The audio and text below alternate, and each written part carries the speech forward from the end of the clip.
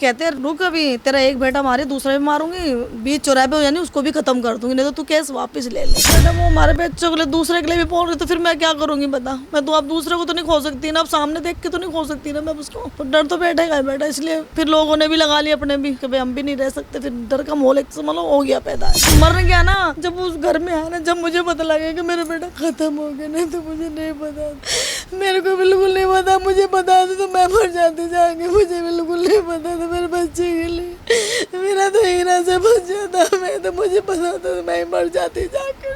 मुझे नहीं पता था बेटा, मुझे नहीं पता था बिल्कुल भी बेटा, मुझे कुछ नहीं पता था बेटा। इसके पापा और चाचा चले गए लेके मैं सोची भाई थोड़ी बहुत लगी होगी, मुझे नहीं पता था कि इसके सर को घायल कर दिया उन्होंने।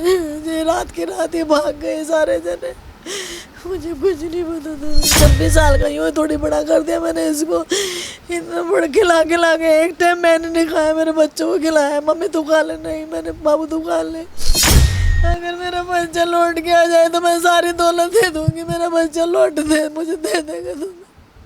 मेरा बच्चा चला गया बेटा, मेरे बुढ़ापे का सारा। माँ बाप किस लिए पैदा करते तो सुअरों की तरह पैदा हम थोड़ी करते हैं, सुअरों की तरह पैदा। 8-10 लेडीज थी, 8-10 होएंगी, तो आ रही थी सामने से, तो आते ही साथ में बाबू खान का घर है, उसमें उनकी लेडीज थी जो घर सीधे ही घर में जाके घुस गई है। फिर हम वहाँ खड़े हो गए, शोर शबारा करने लग गई वो। फिर मैं वो देखा था क्या बोल रही है, तो कह रहे ऐसे से इशारे भी करे जा रही।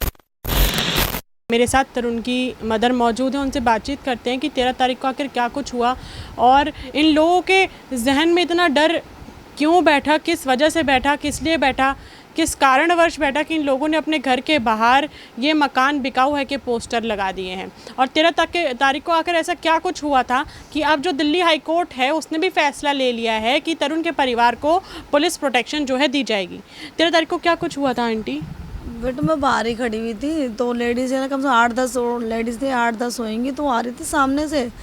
तो आते ही साथ में बाबू खान का घर है, उसमें उनकी लेडीज़ थी जो घर सीधे ही घर में जाके घुस गई हैं। फिर हम वहाँ खड़े हो गए, शोर शबारा करने लग गई वो। फिर मैं वो देखा था क्या बोल रही है, तो कह रहे ऐसे से इशारे भी करे जा रही, बन गया इशारे क्यों कर रही है। फिर कहते हैं रुक अभी तेरा एक बेटा मारे दूसरा भी मारूंगी, बीच चौराहे पे हो जानी उसको भी खत्म कर दूंगी, नहीं तो तू केस वापस ले ले। इतने में मेरी फ्रेंड थी सीमा नाम है, वो भी खड़ी थी, उसने भी सुना, वो भी बोल रही। वहाँ पर दिया हमने, वहाँ पर वो भी 10 भी करा, उन्होंने नहीं सुना। फिर हमने कोर्ट से करा अप्लाई बेटा। फिर तो ये लफ्ज़ बोल रही थी बहुत देर। आप लोगों ने इतनी मतलब मेहनत से एक पैसा जोड़ के अपने सर पे छत खड़ी करी है और आज आप लोग इतना मजबूर हो गए हैं कि आप लोग ये घर बेचने को भी तैयार हैं। जब बेटा वो हमारे बच्चों के लिए दूसरे के लिए भी बोल रही तो फिर मैं क्या करूँगी बता। मैं तो अब दूसरे को तो नहीं खो सकती ना, अब सामने देख के तो नहीं खो सकती ना मैं उसको, तो डर तो बैठेगा बेटा। इसलिए फिर लोगों ने भी लगा लिया अपने भी कि भाई हम भी नहीं रह सकते, फिर डर का माहौल एक समझ लो हो गया पैदा है। मतलब आपका तो बच्चा गया इसलिए आपको वो डर है कि दोबारा हो जाए। आस पड़ोस के लोगों ने भी लगा लिया। हाँ उनको भी डर लगा भाई, जब एक बच्चा ख़त्म करते हैं उनका क्या भरोसा, हमारा भी कर सकते हैं, इस वजह से बेटा उन्होंने भी लगाया। फिर अच्छा, जो उनके जो लॉयर हैं उनका ये बयान है कि जो तरुण है वो उनके परिवार की महिलाओं को, लड़कियों को छेड़ता था। पहला उनका ऐसा कहना है।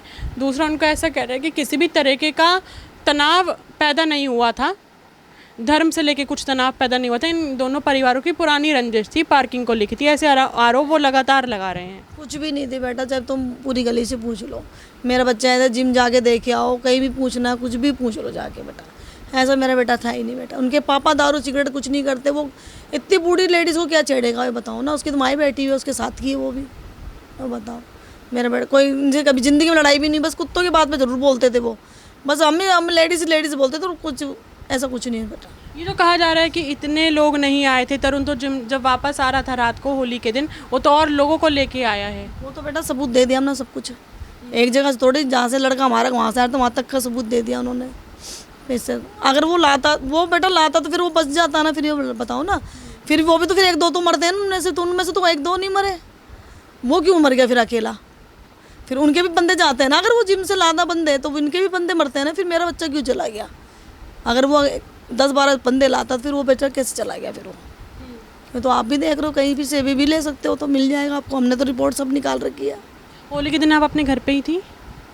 हाँ बेटा बाहर ही तो खड़ी थी मैं। होली के दिन तो घर की छोटी बच्ची से गुब्बारा गिरा था ना, जिसकी छींटें लगी थी। हाँ बेटा, वो छोटी बेबी तो बच्चा वो क्या जानता है चीज़ में, होली थोड़ी जानता है बच्चा, तो खेलता है बच्चा, तो इस बात है। उसके बाद क्या हुआ? वो जिस जो महिला थी बुरके में, उसके कपड़ों पे कुछ चींटे गई थी, उसने क्या करा फिर? बस वो चींटे पड़ी थी बेटा, उसी में फिर वो गंदे गंदे लफ्ज बोल रही थी बेटा। फिर वो कितने लोग आपके घर में घुसे थे? 20-25 लोग थे हमारे गली, पूरी गली में लेडीज और जेंट्स थी, वो खड़ी थी बेटा बस।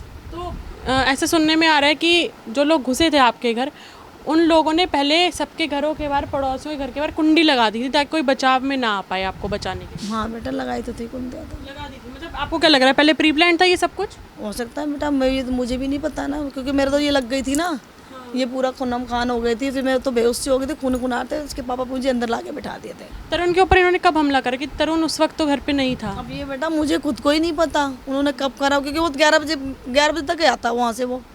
हमें तो कुछ पता ही नहीं था, हम तो अपने घर के अंदर थे। आपको कब पता लगा कि आपके बेटे के ऊपर हमला हो गया? जब उसको किसी ने बताया कि आपके तरुण को लग गई, जब इसके पापा को, जब तक मुझे तो मर गया ना, जब उस घर में आया ना, जब मुझे पता लगा कि मेरा बेटा खत्म हो गया, नहीं तो मुझे नहीं पता था, मेरे को बिल्कुल नहीं पता। मुझे पता था तो मैं मर जाती जाके, मुझे बिल्कुल नहीं पता था मेरे बच्चे के लिए। मेरा तो हीरा से बच जाता, मैं तो मुझे पता था तो मैं मर जाती जाकर।